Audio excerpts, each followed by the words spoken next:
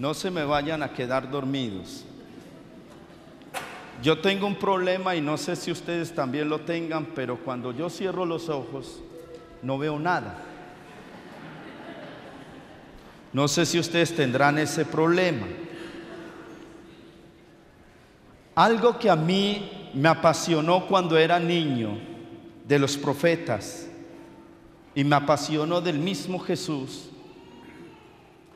era la sensibilidad que ellos poseían siempre hacia el necesitado, al pobre, al que encontraban al borde del camino.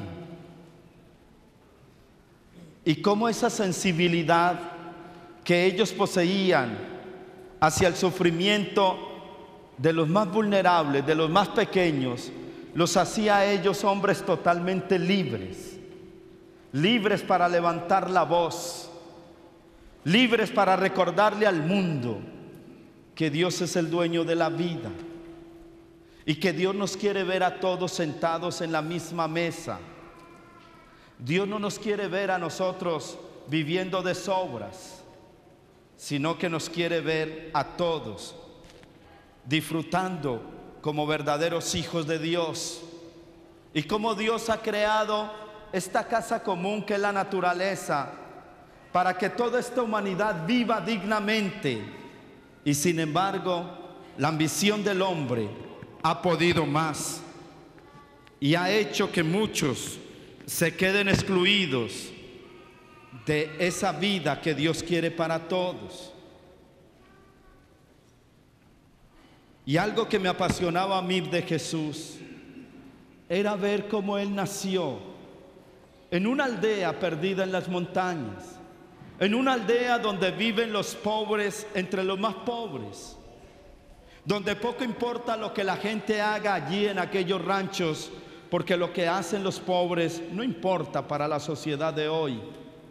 Y cómo Jesús nació allí, se hizo vida allí, no encontró lugar en la ciudad donde nacer, pero ni la pobreza material ni económica impidió que María y José le arreglaran un lugar a Él para que naciera dignamente, aún allí donde nacen los animales, en una pesebrera.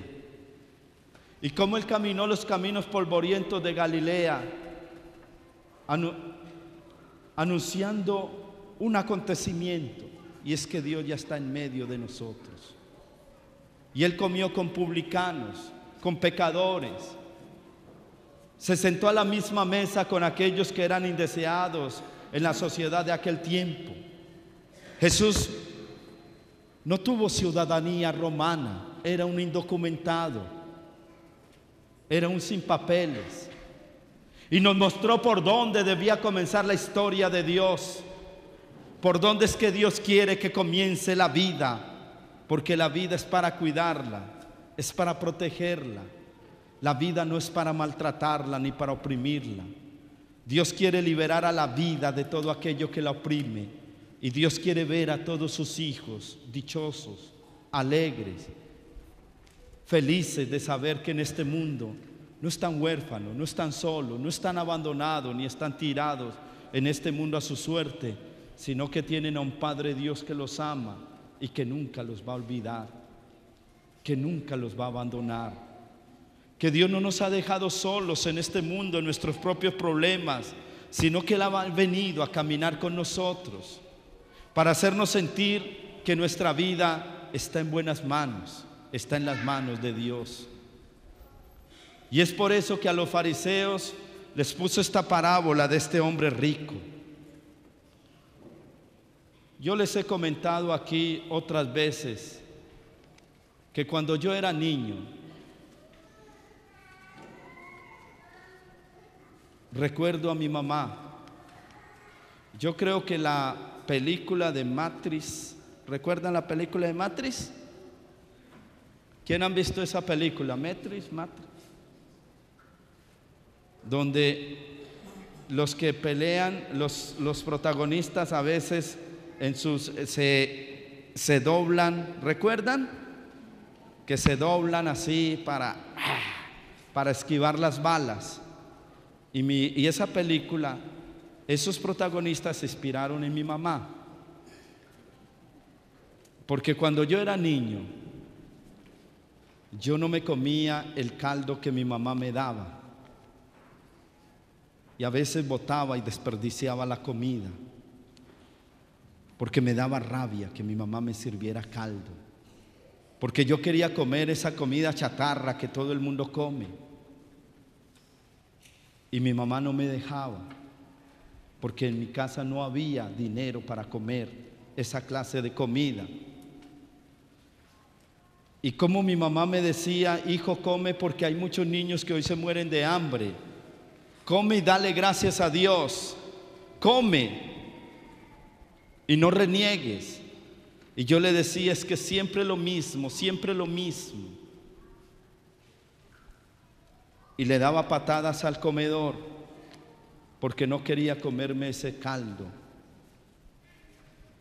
Y me decía: piensa en los niños. Y le decía: yo ya sé que piensen los niños que se están muriendo de África. Sí, yo ya sé. Y tuve que vivir muchas realidades.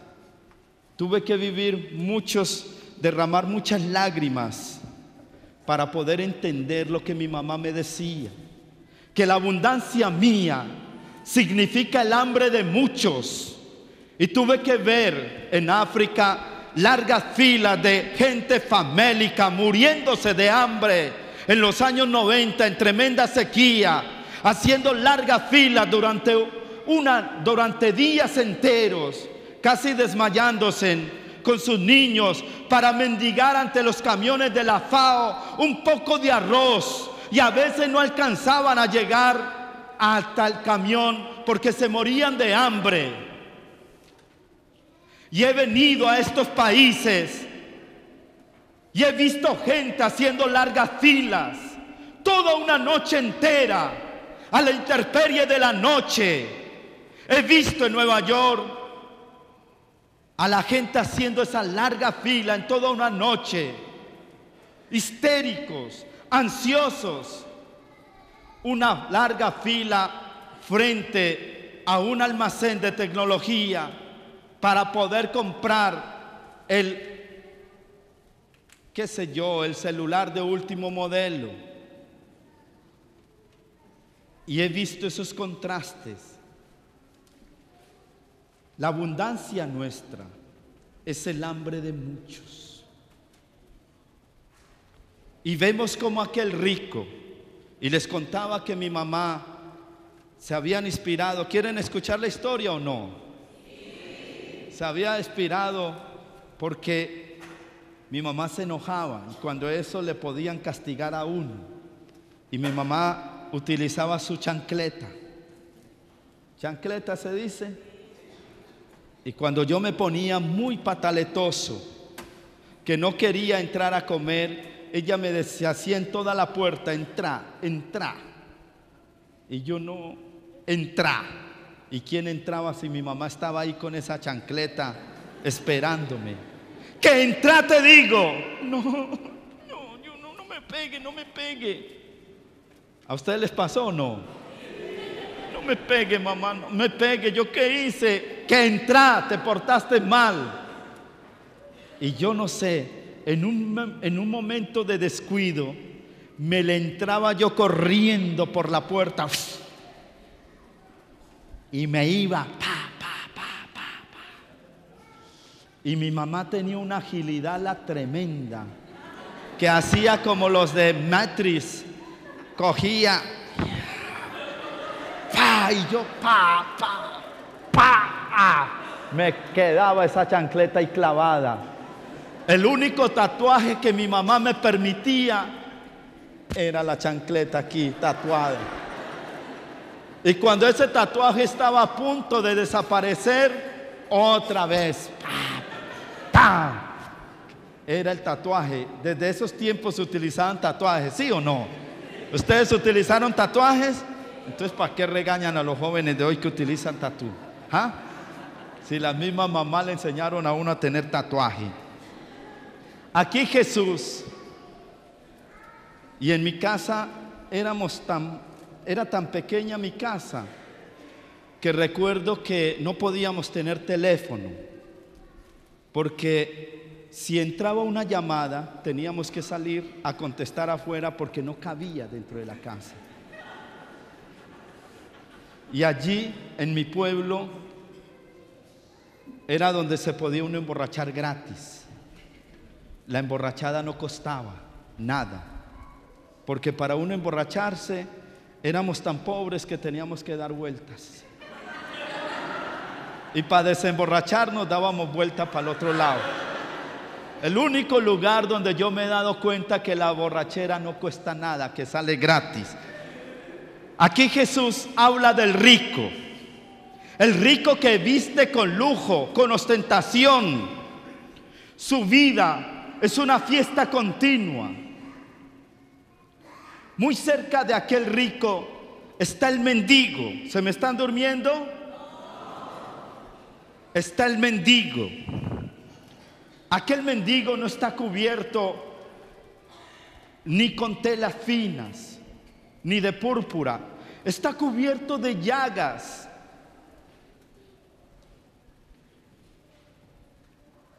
Aquel mendigo no sabe lo que es una fiesta, no sabe lo que es un banquete.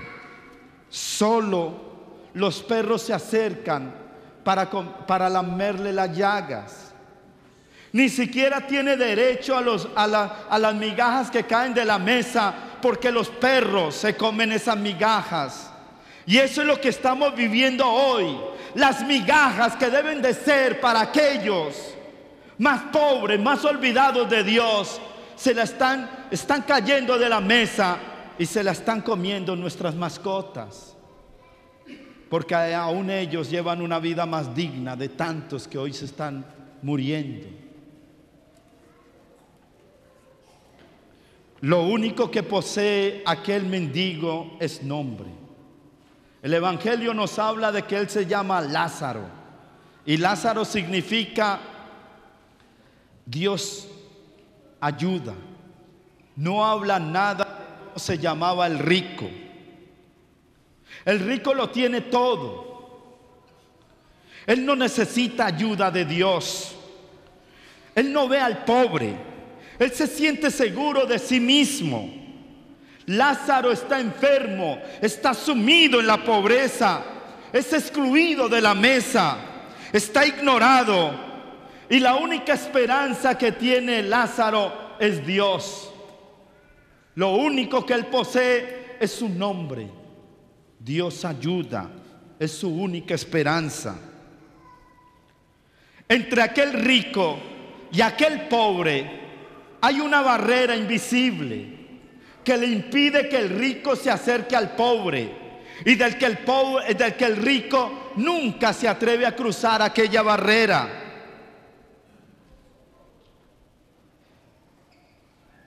El rico nunca va a atravesar aquella puerta que ha creado entre él y el mendigo. Hoy estamos acostumbrados a crear muros, a crear fronteras. El mundo es de Dios y esta casa común la hizo Dios para todos. Ay de aquel que construye muros, ay de aquel que construye fronteras. Ay de aquel que no se atreve a cruzar aquella línea invisible entre los humanos. Ay de aquel, y tengámosle lástima. Tengámosle lástima porque ay de él. Porque esa barrera que ha construido, esos muros que construyen, se volverán un abismo inquebrantable que se irá en contra de ellos mismos. ¿Me hago entender? Porque Dios no tolera que las cosas queden así. Dios, como los profetas, no tolera la injusticia. Dios, como los profetas, no tolera que el pobre sea pisoteado. Dios a nadie hizo con papeles, de tal manera que nadie tiene el derecho de creerse legal en este mundo, porque todos somos hijos de Dios, porque Dios ha querido esa mesa ancha para que todos y nadie se quede excluido. Ay de aquel que condena la vida aún antes de nacer, que quiere controlar la vida, porque esas fronteras que Él mismo ha creado se volverán un abismo inquebrantable y definitivo. Hoy se levantan barreras seguras para que los pobres no entren. Dichosos los que rompen fronteras, dichosos los que cruzan fronteras, dichosos y bienaventurados los que atraviesan caminos para acercarse al más pobre, al más humilde, al más sencillo. Aquel rico de la parábola solo piensa en banquetear y vive para banquetear. ¿Se me durmieron? Él solo vive para banquetear y vive en una tremenda festín a espaldas del necesitado. No tiene nombre. Él no es nadie para Dios. No significa nada para Dios. Una vida que solo se dedica a banquetear, una vida que solo se dedica a acumular, una vida que se vive a espaldas del más necesitado, es una vida fracasada. Es una vida que la va a perder y ya no tendrá más vidas para volver a recuperar, porque fracasará en su vida. No se puede vivir en la vida solo para banquetear. No se puede vivir en la vida solo para acumular. Dios trastoca esa realidad. Dios la transforma y la cambia, porque nadie en este mundo se va a quedar eterno, porque nadie se va a quedar en este mundo para vegetar, ni los millones, ni lo que has conseguido lograrán salvarte, porque la última y definitiva palabra la tiene, y por encima de Él no hay nadie. Por eso es que Él no tolera esa realidad que hay entre el rico y el pobre. Es que Dios no condena al rico porque es rico. Ni siquiera lo condena ni dice que haya sido un explotador. Lo condena porque fue indiferente, porque fue insensible, porque no escuchó el grito del más necesitado. Dios lo condena. Y es por eso que el Papa Francisco en estos últimos años ha querido llamarle la atención a la conciencia del mundo, hablándole de que hemos globalizado la indiferencia. Nunca como hoy ha habido tanta indiferencia, y nunca como hoy el mundo está al borde de su propia destrucción debido a esa indiferencia. Hoy hay un mundo más preocupado por los 300 millones de obesos que por los 800 millones de personas que se mueren de hambre física, literalmente de hambre. Y ese es el gran pecado hoy del mundo, la indiferencia, el querer darle la espalda al necesitado, el querer construir barreras y fronteras que nos separen los unos a los otros. Por eso el Papa decía en su visita a Juárez en México que no se es cristiano aquel que construye barreras entre unos y otros, porque un día el Señor nos dirá: yo no te conozco. Bienaventurado aquel que es capaz de traspasar barreras, que es capaz de traspasar fronteras para acercarse al necesitado, para acercarse al que sufre. Y cuando nosotros nos acercamos a Jesús, nos acercamos a su palabra, cuando hacemos de Jesús el programa de nuestra vida, cuando nos atrevemos a vivir como Él vivió, cuando sentimos que Él es la razón de nuestra existencia y que Él nos va a traer una alegría profunda, no perderemos la alegría, no perderemos la autenticidad de vivir, porque nos habremos dado cuenta que la felicidad no está en banquetear, porque la vida no se puede pasar uno banqueteando y banqueteando ni acumulando, porque la felicidad no está en las cosas, sino en el corazón. Ahí donde está Dios.